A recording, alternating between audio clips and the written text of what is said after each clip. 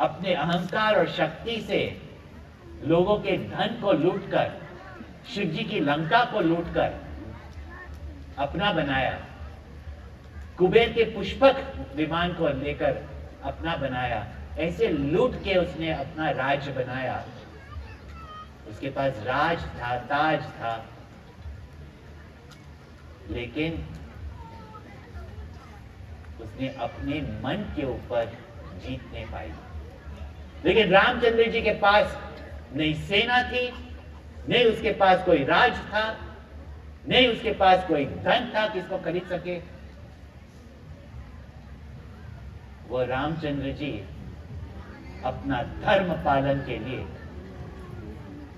अपनी पत्नी को वापस लाने के लिए अकेले ही निकल पड़े अपने भाई के साथ। और ऐसे लोगों को शूरवीर कहते हैं, तो ये नहीं कहते हैं अरे रावण की इतनी बड़ी सेना, हम दोनों अकेले क्या करेंगे। कि जीवन में वही सफल है, वही विजयी है जो अपने जीवन में परंतु किंतु नहीं रखते, जो कार्य करना है वो कार्य करके दिखाते।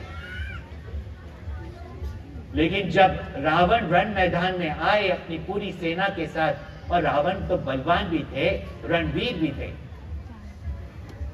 उस समय विभीषण रामचंद्र जी के पास गए और प्रेम उनके मन में इतना है रामचंद्र जी के लिए, ये नहीं कि वो रामचंद्र जी की शक्ति और बल के ऊपर संशय कर रहे हैं। लेकिन जैसे आप माता पिता है, आपके बच्चे जब एग्जाम के लिए जाते हैं, आप इतने नर्वस खुद हो जाते हैं। ऐसे नहीं कि आपको अपने बच्चों के ऊपर शंका है, लेकिन वो शंका कभी दिखानी नहीं चाहिए, क्योंकि वो जो बच्चों का कॉन्फिडेंस है वो चला जाता है और हम उनको अपनी चिंता से भयभीत करते हैं। तो विभीषण रामचंद्र जी के पास गए और कहा, रावण रति बिरत रघुवीरा, देखी विभीषण भयउ अधीरा, अधिक प्रेम मन बा संदेहा, बंदी चरण गए सहित स्नेहा। श्री रामचरितमानस में प्रसंग है, नाथ न रथ नहीं तन पद त्राना, कई विद जीतब वीर बलवाना। कि हे नाथ, आपके पास तो चप्पल भी नहीं है, जूते भी नहीं है, शरीर में कोई कवच नहीं है, रावण जैसे वॉर मशीन रथ नहीं है आपके पास, कैसे जीतोगे इस बलवान और वीर रामचंद्र जी से, रावण से। तो रामचंद्र जी उसकी शौर्यता, उसकी वीरता, तो कहते हैं विभीषण से कि इस रथ से जय नहीं होता। विजय अगर पानी है अपने जीवन में, तो मनुष्य को ऐसा रथ होना चाहिए। और श्री रामचरितमानस में, तुलसी रामायण में ये सुंदर प्रसंग है जिसमें रामचंद्र जी विभीषण को ये ज्ञान देते हैं, और विभीषण के द्वारा हम सबको यह ज्ञान देते हैं कि अगर जीवन में हमें सफलता चाहिए, और सिर्फ सफलता ही नहीं, जीवन पूर्ण सफल हो, तो हमें कोई मोटर, गाड़ी, बंगला, ऑफिस, वो सब हो, उससे सक्सेस इज नॉट गारंटीड। पर जिससे अवश्य जीवन में विजय होगा, वह रथ, और भगवान रथ के दृष्टांत से, ये रथ का दृष्टांत तो हमें कठोपनिषद में भी मिलता है। उपनिषद जहां वेदों में अध्यात्म ज्ञान दिया गया है, उसको उपनिषद कहते हैं। उसमें यह ध्यान रथ के बारे में बताया गया है कि कैसे जीवात्मा परमात्मा तक पहुंच सकता है, वो कैसे रथ होना चाहिए। वो रथ का वर्णन है उसमें कि देखो, जिस रथ में जंगली घोड़े हो, जो घोड़े वश में नहीं है, और जिसके लगाम ढीले हो, और रथ का जो सारथी है उसको पता ही नहीं कहां जाना है, और शायद थोड़ा सा पिया हुआ भी है, अविवेकी है। सोचो, ऐसे ड्राइवर अगर आपके गाड़ी को ड्राइव कर रहे हैं और आपके गाड़ी के जो पहिए भी है ना वो हिल रहे हैं, और ऐसे रथ को कोई चलाएगा आपका, तो बताओ रथ की हालत क्या होगी। और वहां कहा ये जो 5 इंद्रियां हैं ये हमारे घोड़े हैं। हमारा मन जो है वो घोड़ों को डायरेक्ट करने के लिए, दिशा दिखाने के लिए वह लगाम है। और जो सारथी, अगर वो विज्ञानवान है तो, और घोड़े वश में है, और घोड़े भी है जो ट्रेंड है, ऐसे घोड़ों को और ऐसे रथ को जो चलाने वाला है वो अपने मालिक को अपने लक्ष्य पे अवश्य पहुंचा देगा।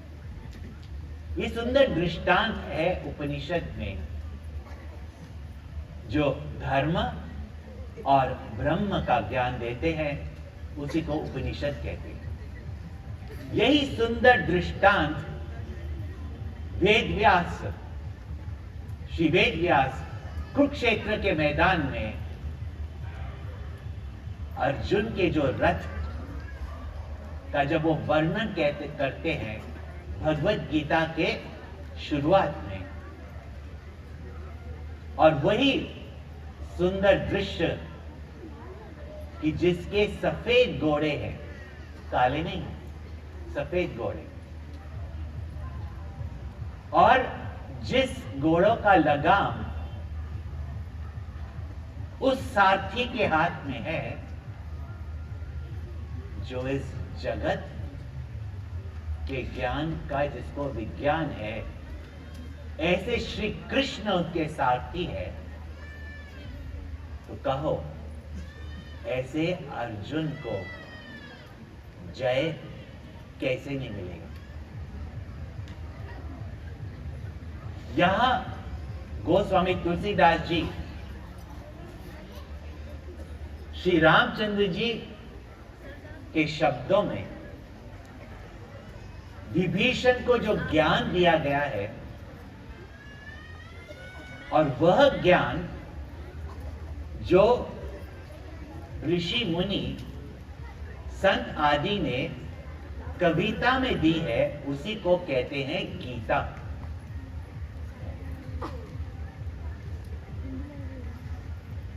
तो हमारे शास्त्रों में जहां भी धर्म और ब्रह्म यानी परमात्मा का ज्ञान दिया गया है,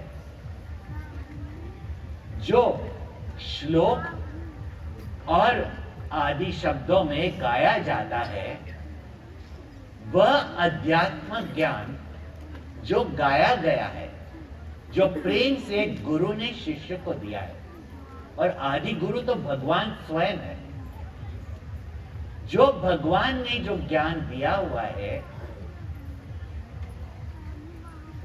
हमारे जीवन के उद्धार के लिए, उसी को गीता कहते हैं। और हमारी संस्कृति में, हमारे भारतीय संस्कृति में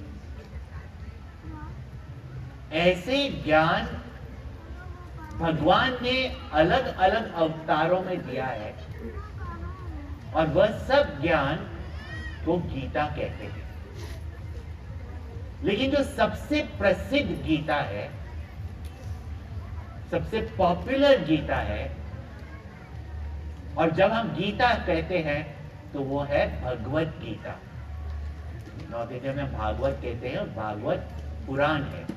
भगवत गीता यानी भगवान की गाई हुई गीता, भगवान का दिया हुआ ज्ञान, उसी को भगवत गीता कहते हैं।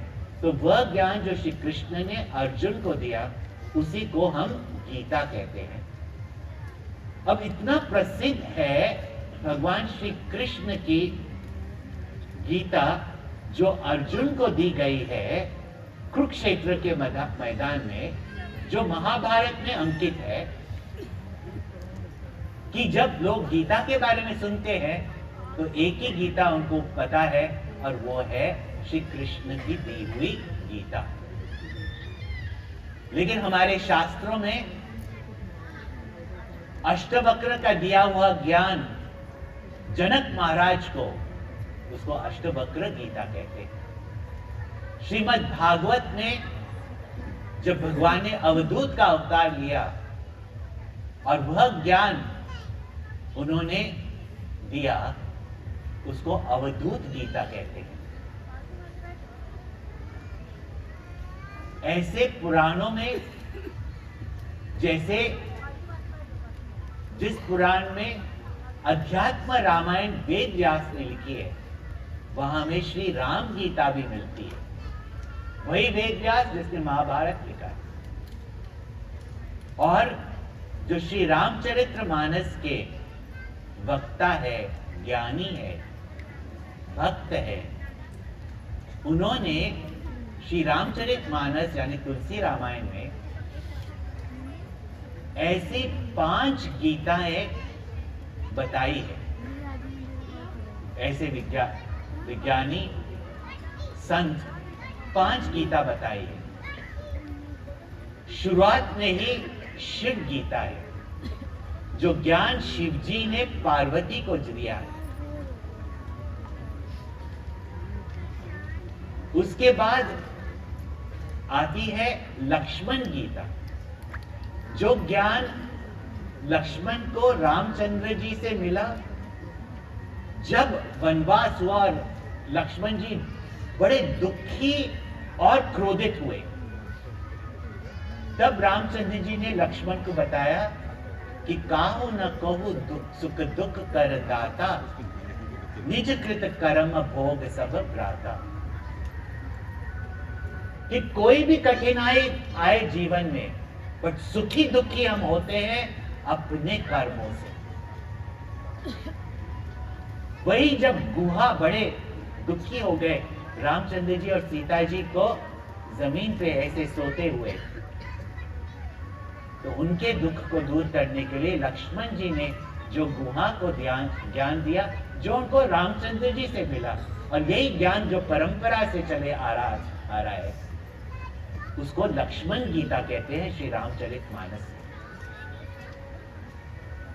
फिर अरण्य कांड में लक्ष्मण जी ने रामचंद्र जी से कुछ अध्यात्मक प्रश्न पूछे, और रामचंद्र जी ने लक्ष्मण को माया क्या है, ज्ञान क्या है, वैराग्य क्या है, ईश्वर और जीव के बीच में भेद क्या है, और साथ साथ भक्ति किसको कहते हैं,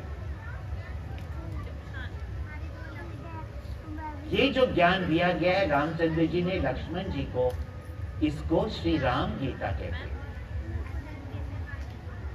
उत्तर कांड में जब अपने अयोध्या वासी को, पुरजन को, जो रामचंद्र जी ने ज्ञान दिया है, जब राजा बनके जब उन्होंने अपना सबको उस समय जो उन्होंने भाषण किया है, उसको पुरजन गीता कहते हैं।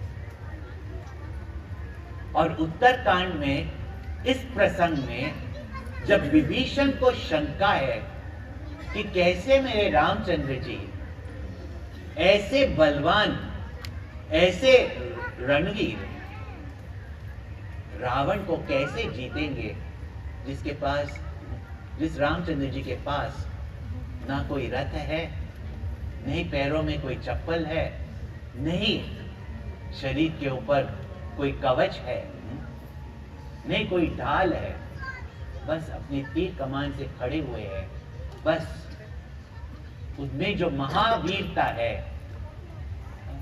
क्योंकि वह रणवीर भी है, वह दयावीर भी है, धर्मवीर भी है, त्यागवीर भी है, वो ज्ञानवीर भी है, साक्षर है और जो दानवीर भी है। ऐसे को महावीर कहते हैं। ऐसे नहीं कि विभीषण शंका करते हैं रामचंद्र जी के ऊपर, पर अधिक प्रेम जब होता है तब हमें मन में चिंता होती है, और उसके मन की चिंता और उसके द्वारा जब भी हम अपने जीवन में कोई भी कार्य के लिए आगे बढ़ते हैं, तब मन में चिंता, भय, संशय उठते हैं। और जिसके मन में संशय, भय उठता है, तो अपना कार्य अगर चिंता के साथ करता है, स्ट्रेस के साथ करता है, तो उसमें ना कोई एफिशिएंसी होती है और उसकी सफलता हो ना हो, उसकी चिंता के साथ जो कर्म करता है वो ठीक से अपना कर्म भी नहीं कर सकता, और ऐसा मनुष्य कोई विजयी नहीं होता है, और अधिकतर जीवन में वह फेल ही होते रहता है। तो यह जो ज्ञान है जो रामचंद्र जी ने विभीषण को दिया, इधर श्री राम गीता जो लक्ष्मण जी को दी और विभीषण को यह ज्ञान